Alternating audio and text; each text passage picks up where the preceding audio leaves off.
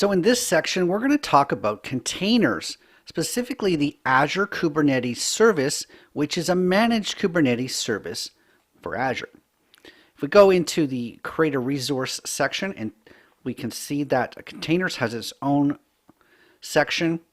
The Azure Container Service Kubernetes is the first item. We're also going to talk about container instances, which are a much simpler way of deploying code that is containerized. But we're going to start with Azure Kubernetes Service. So what exactly is a container and why would you want to use one? Well, containers are sort of a midway point between a purely infrastructure as a service, a virtual machine solution where you completely control the environment, and the web apps and the platform as a service solution where you don't control the environment. So in a web apps solution, you package up your code, you zip that up and put that into the Azure service, and Azure will deploy and run it as it sees fit. You can set a number of instances, put it into an app service plan, etc. But a Kubernetes container is basically a way for you to package your code, and the package itself contains all of the dependencies, everything that it needs to run. And so you're deploying your code as a package into Azure. Now the great thing about Kubernetes is it is open source. I believe it was invented by Google, but it is available on all of the major cloud platforms. So if you create code for the Kubernetes service, you can deploy to Azure, you can deploy to the Google Cloud Platform, you can deploy to Amazon AWS. That's certainly not true about something like web apps or even the serverless functions like Azure Service Fabric or functions and logic apps. A lot of that stuff is fairly unique to Azure. The containerized solution is a way of you to package your code and deploy it to any environment. The other benefit, of course, is that it makes it very easy to get up and running with some code. Now, I've worked in environments where it's taken a day and a half to get your local developer desktop up and running, compiled of all of the projects across all of the different things. You want to get the full environment going. That is a day and a half of work to get going. Even though the documentation is very clear, it's just how long it takes to download all that stuff and get everything compiled. If they were using a containerized solution, you'd be able to pull the container out of the container repository and it would have everything it's need in that container. You wouldn't need to do a lot of extra installs and get all the DLLs and register with the Windows registry, etc. Now, the creation for a Kubernetes cluster very much reminds us of the creation for a virtual machine. It's also similar to when we were creating our batch service earlier. We choose our subscription. In my case, it's the pay-as-you-go. You might have a free plan, you might have enterprise plan, or you might be have your MSDN subscription. It's going to be different for all of us. You do need to put your Kubernetes cluster into a resource group.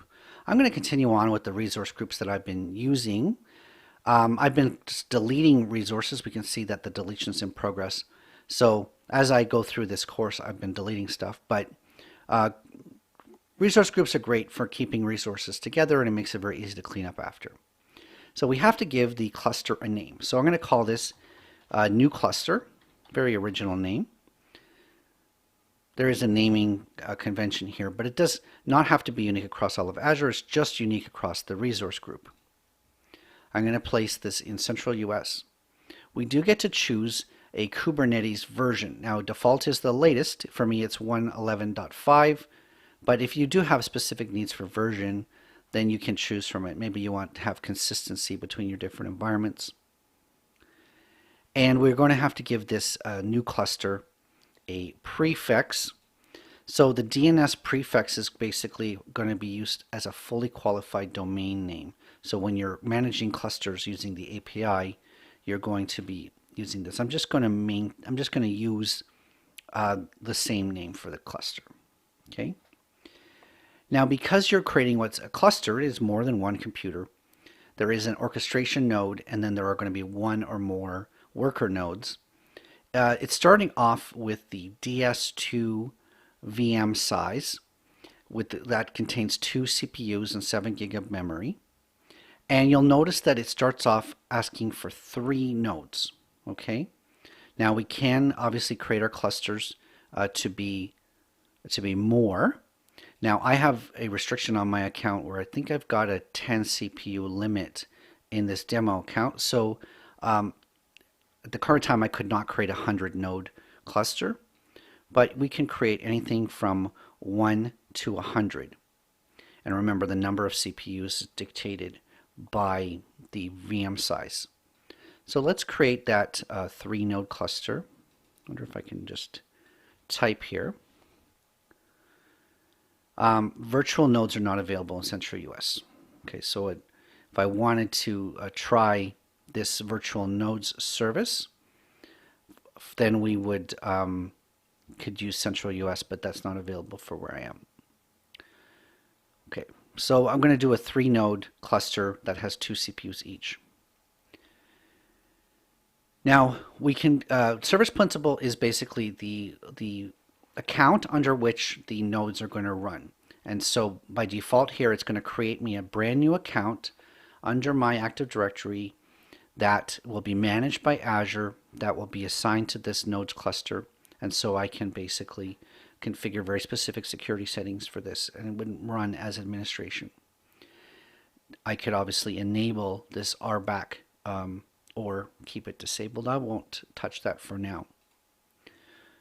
We'll leave the networking settings to be the default.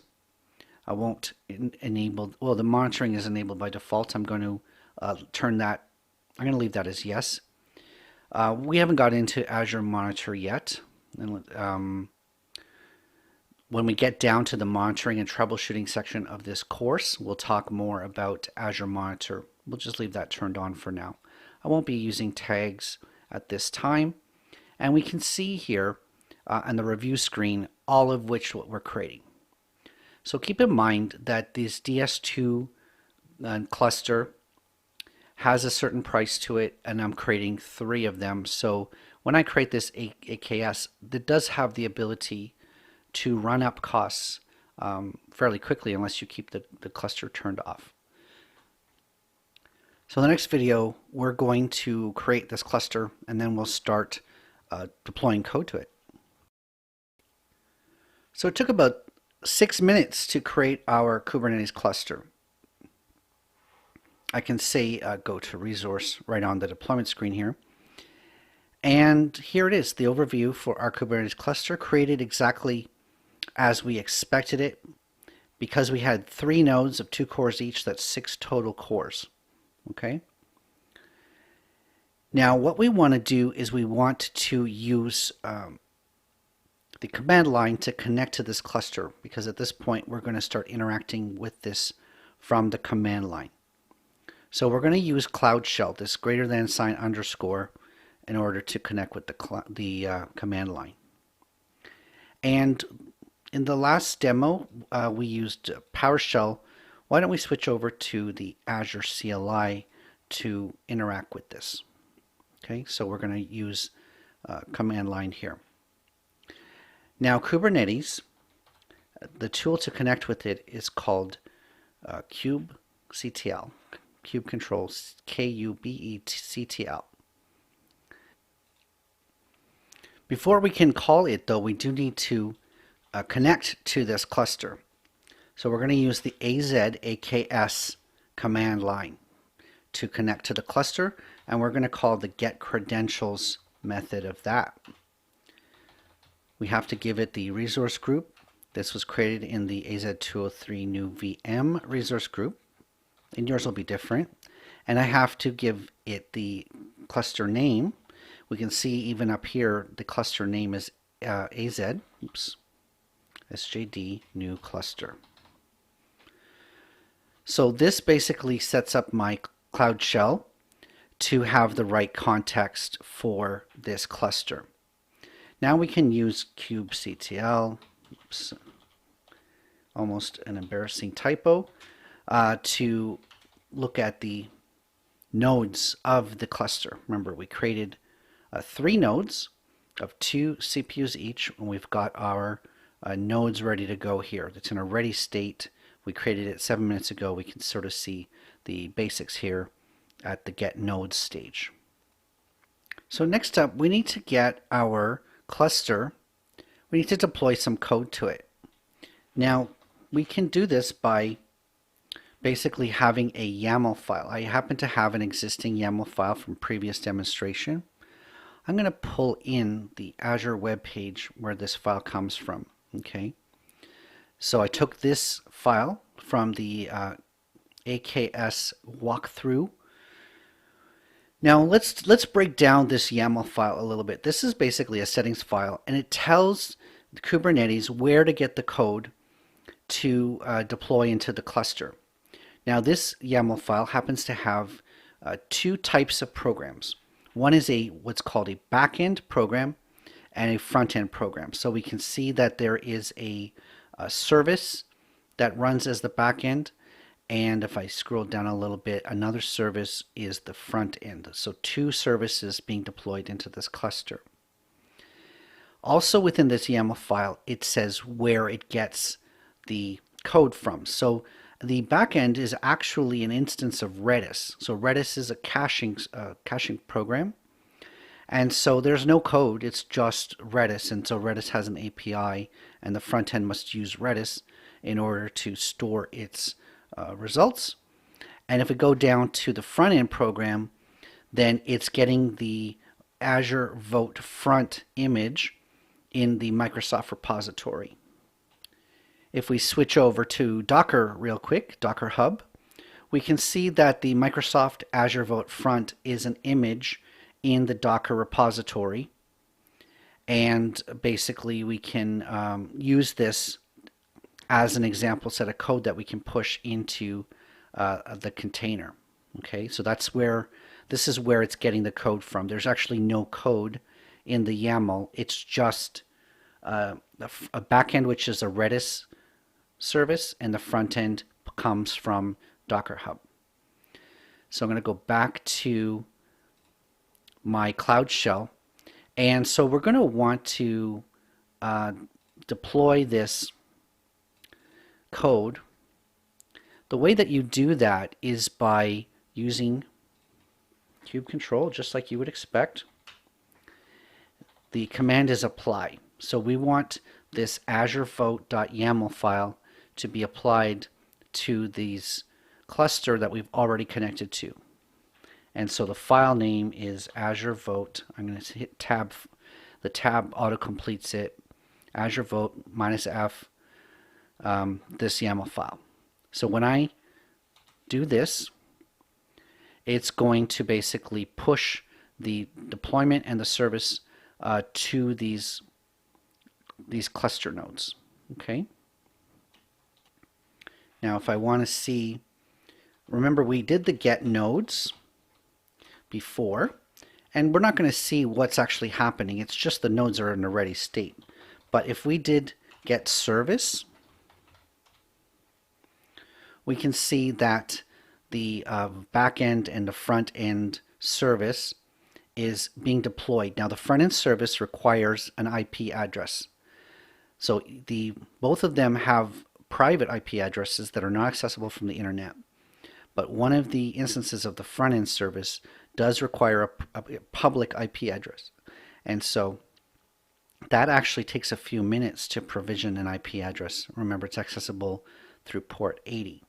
So we're going to give this a few minutes for the IP address to be basically requested and provisioned. Now we can see that the front end has been provisioned. There is an IP address.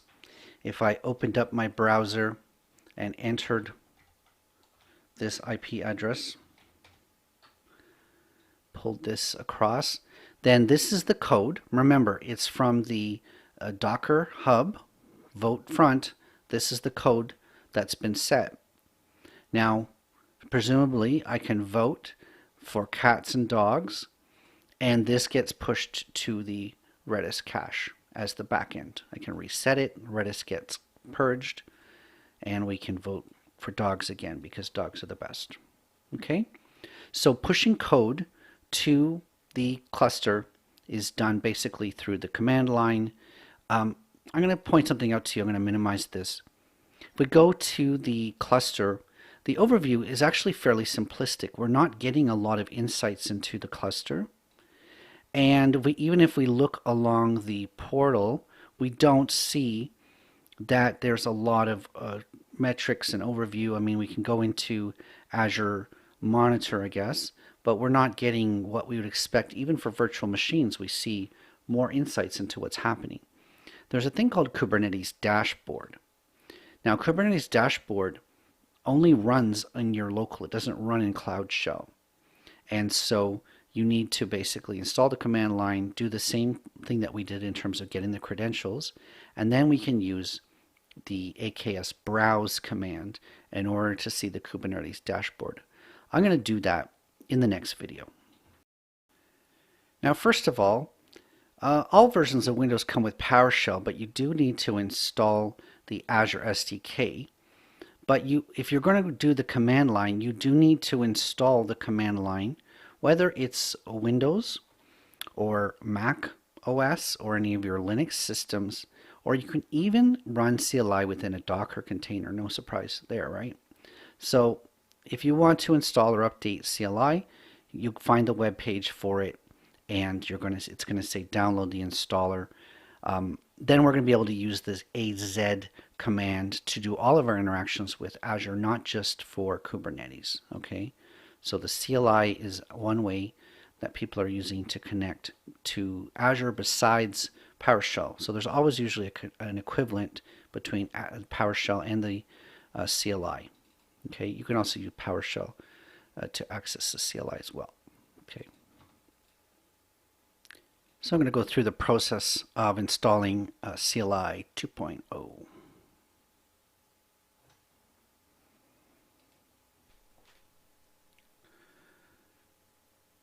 So let's open PowerShell. We go into the Start menu, find PowerShell Desktop App, start it up. I'm going to change the font so it's a little bit easier to read here. And I'm going to go to the View Kubernetes Dashboard, and I'm just going to be able to copy the commands. So the first thing we need to do is install the kube control executable into our own CLI. So the AKS install-CLI, you can see that it's telling me it downloaded kube control from the Google website. Next up, we're going to get we're going to have to update our path variable. So I'm going to go quickly in following this instructions and do that so that we don't have to do that again. I've done that, and now I'm going to paste in the get credentials. Luckily, Microsoft provides this as a copy that I can do it. I do have to log in first in order to this. So luckily, I'm already logged in. I'm able to just pick my account, and then I can just switch back to the PowerShell. I can try the command again, get credentials. And you can see that the context has been changed, so I don't need these windows anymore. Go back here, and the final command here is to open the Kubernetes dashboard, AKS browse. So I'm going to paste that in there, and we'll see that's going to actually fire up a web server. So it's basically running on my local. There's a web server component, and this is the Kubernetes dashboard. So this is nothing like what runs in Azure Portal. We can see it's connected to our Azure account. We can see the deployments. We can see the services that are running, the internal IPs and the public IPs. There's a whole lot of options here in terms of watching the deployments, how long ago. We don't have any jobs running. So the Kubernetes dashboard is certainly a surprise of how robust this is. Again, it's running on as a local web server that's running on 127.0.0.1. You see it's a port 8001. So pretty cool option to have a Kubernetes dashboard available as AKS browse. We can see here that it's web server running behind the scenes.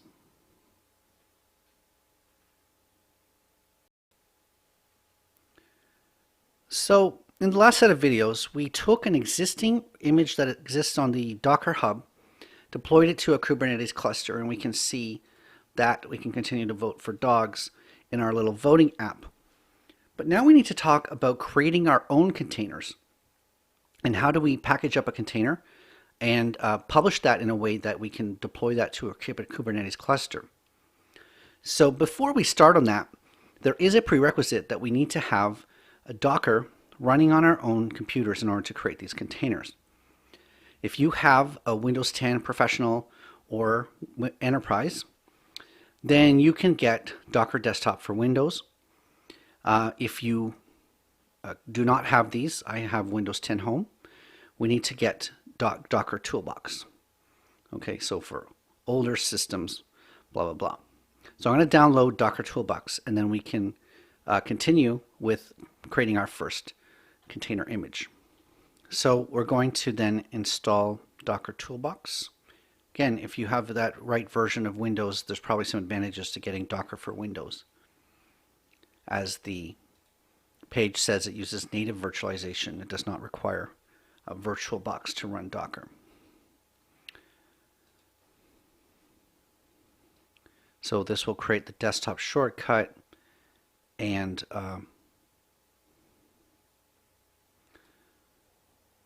we can do a bunch of stuff.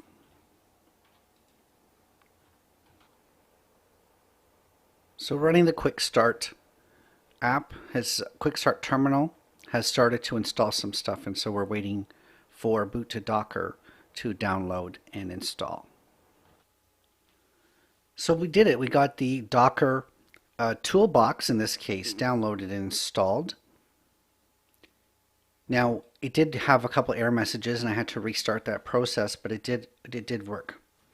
Now, there is a way that we can test this. There is a Hello World program that we can run. So Docker run Hello World. I'll zoom in a little bit on that. And if I go back to my Docker interactive shell, I can say Docker run Hello World. Unable to find the image. It downloads it, and then it says hello from Docker. This message shows that your installation appears to be working correctly. So we've got our Docker running locally. Now you might have Docker already, and this whole video you could skip, but this is how I downloaded and installed Docker Toolbox. All right, so we have, presumably you have your Docker installed, or you've already had Docker installed. What we need to do is we need to get some code that we can then push to a code repository. So I'm going to use the git clone command, and we're just going to use the same Azure sample, the voting app, but instead we're going to basically clone it, get it onto our local environment, and I can say cd Azure voting app. Okay, so we've downloaded the voting app to our local computer. Now, you know, with Docker, we have our Docker compose file, and so we can say it contains the instructions on how to build this as a containered image. So if I say Docker compose up, then we can get this Docker compose, the instructions from the Docker compose file, and create them as containers in our local here. So now it's pulling down the Redis in terms of the backend, Nginx as terms of a web server. We're going to let this run for a little bit. It seems like it has some work to do. And I do want to say what we're seeing here is an example of the power of containers, and Docker particularly. Let's go over to our Docker compose file, and we can see how small it is, right? It's got two services, the front and the back. It gives the image where the code comes from, the container name, and there's a definition of the ports that these Docker containers respond to. So very simple Docker compose file, and after all of that, we end up with a couple of Docker containers working and running. right? So if I say Docker container, Docker container ls, we can see that we have two containers with the image of the front and one of the image of the back created 58 seconds ago running on different ports. So very, very cool how we got a working program on our local just by saying Docker compose up.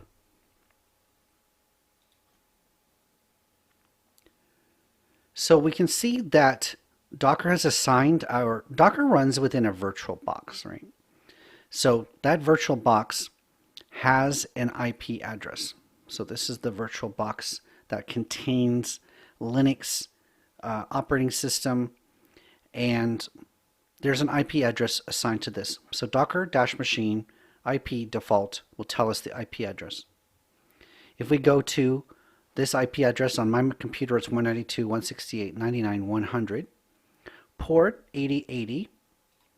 Then we have our own local machine with a copy of this container. So we downloaded the code and pushed it, basically Docker compose up into a container on our local.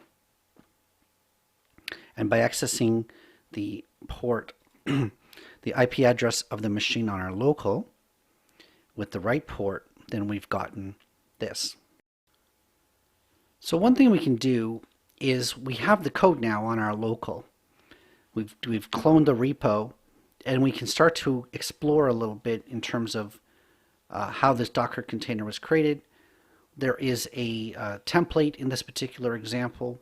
We have config files. There's also a Python file that contains the code. We can start to examine the index.html uses labels for the title and for the buttons.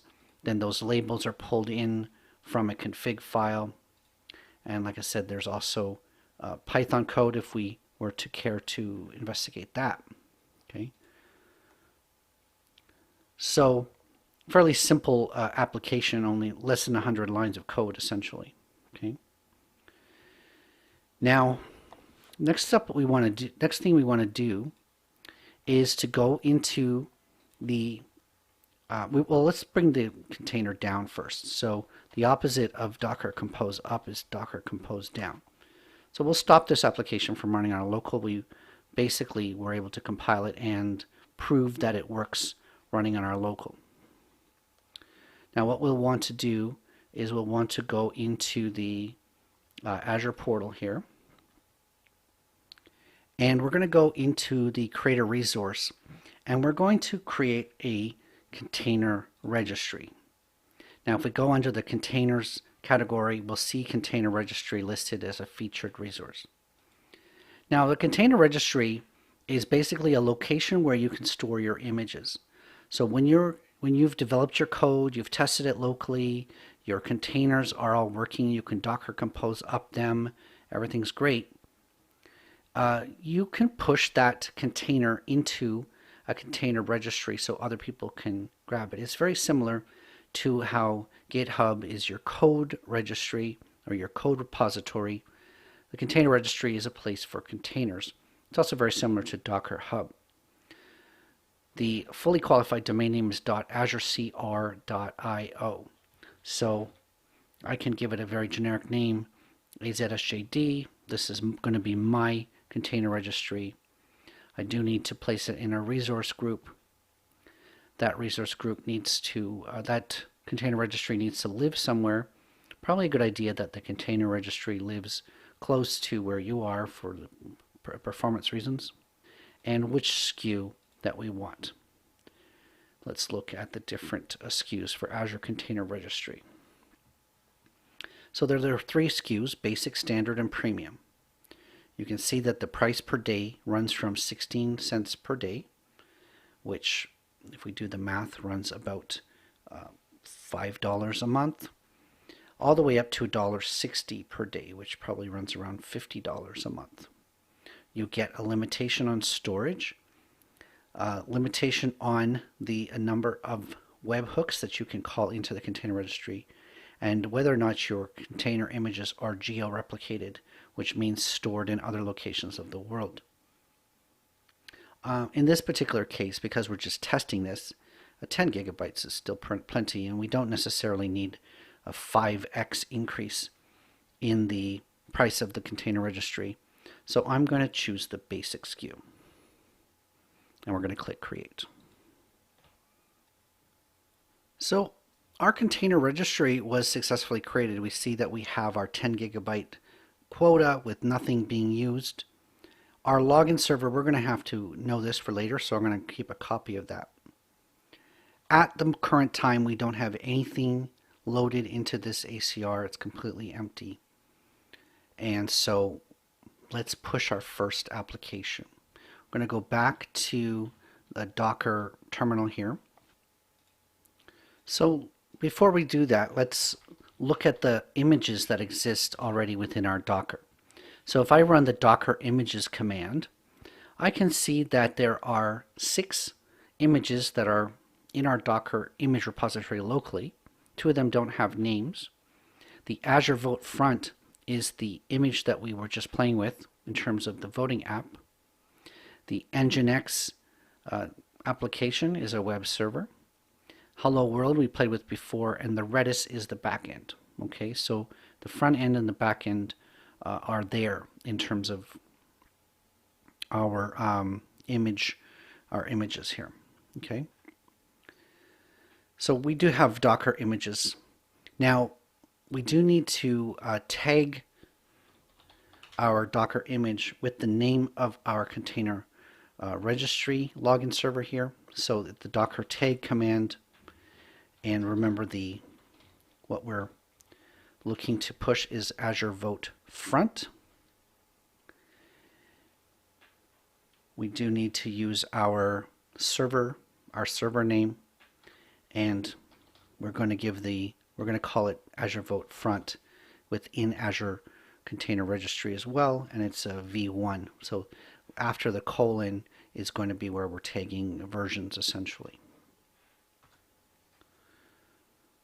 So now our Docker image is tagged with, now instead of being tagged latest, it's got this name of Azure Vote Front V1.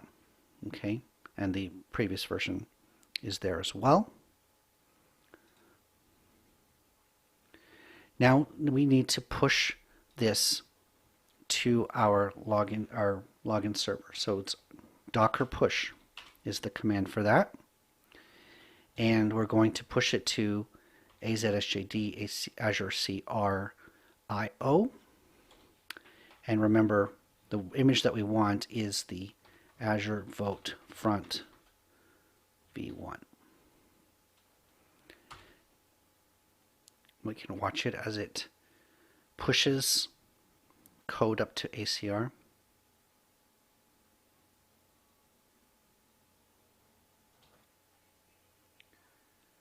It took a little while, a few minutes to upload, but we can now see that our Docker image should be sitting in our repository. And if we go back up to the portal and hit refresh, now Azure Vote Front repository is sitting in Azure.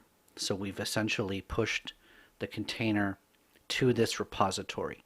We can actually see, since we've tagged it as a V1, that the V1 version of this is now sitting in our Azure code repository. Now hopefully you can see where this is going, right? So we started off this section by pulling code from a repository, happened to be a Docker Hub, and deploying that into a container, a Kubernetes service container. And then we looped back, got the code. We could have potentially modified the code, compiled it, tested it on our local, pushed that into a container repository, registry here. And so now we can basically store our own private repositories in the Azure Container Registry, and then use that into things like Azure Kubernetes Service to get applications up and running.